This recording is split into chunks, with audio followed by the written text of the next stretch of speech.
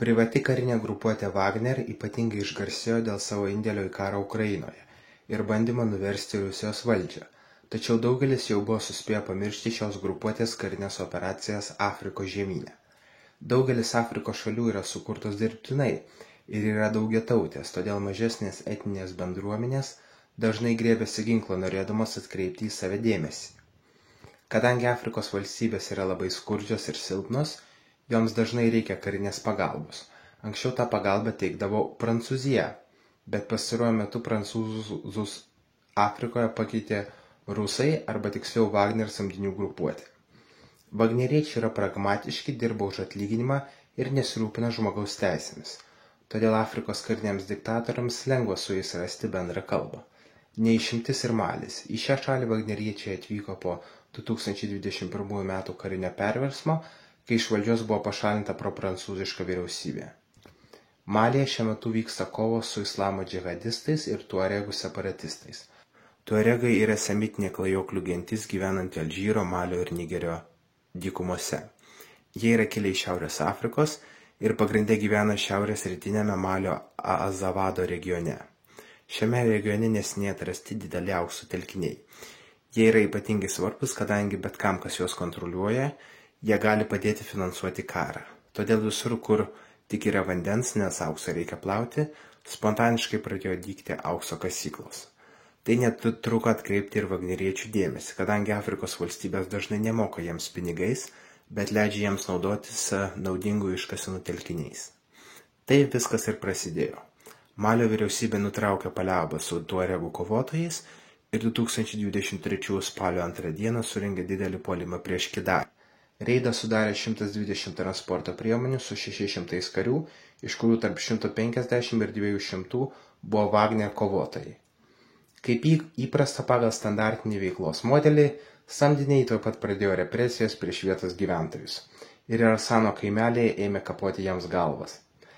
Kiek vėliau 2024 birželį vagneriečiai užpuolė Abeibaros kaimą ir nužudė nuo 60 iki 70 tuaregų civilių.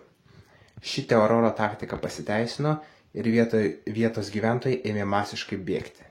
Vagneriečiai užėmė Kidalį ir Tesalitą, jiems liko užimti du svarbius miestus – Infaraką ir Tinzuateną, prie kurių yra daugybė didelių aukso kasyklų. Infarakas krito Liepos 22 be jokio pasipriešinimo.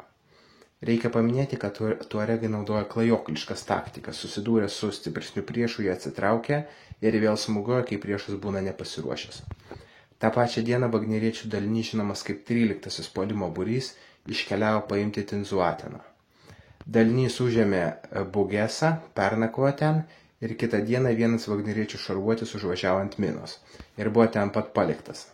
Nepaisant pastovių tuaregų puolimų, Liepos 25 vagneriečiai užėmė Tinzuateną. Tačiau dar tą pačią dieną kovos prasidėjo į pietus nuo miesto, kadangi ten ir buvo tos didžiosios aukso kasyklos, kurios net neturi pavadinimo, bet palydovinės nuotraukos rodo intensyvius kasimo darbus.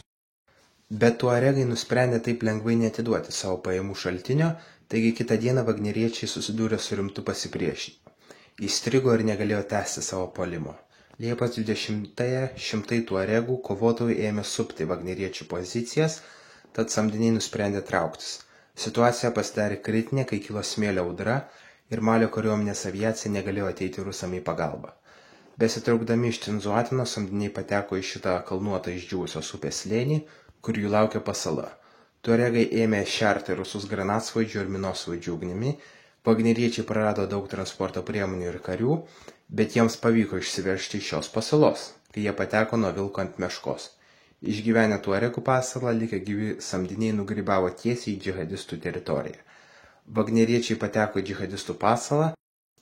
Liepos 27-ąją 17:10 val. Wagner kolonos vadas išsiuntė paskutinę žinutę. Tik 3 iš mūsų likę gyvi, mes tęsime kovą. Visi kolonoje buvo kovotojai žuvo arba pateko į nelaisvę. Bendri Malio ir Rusijos nuostoliai šioje kampanijoje yra 120 karių. Tuo tarpu tuaregai prarado 12 karių žuvusių ir 32 sužeistus. Tai tiek šiai dienai, nepamirškite reakcijų ir komentarų, susitiksime kitą kartą.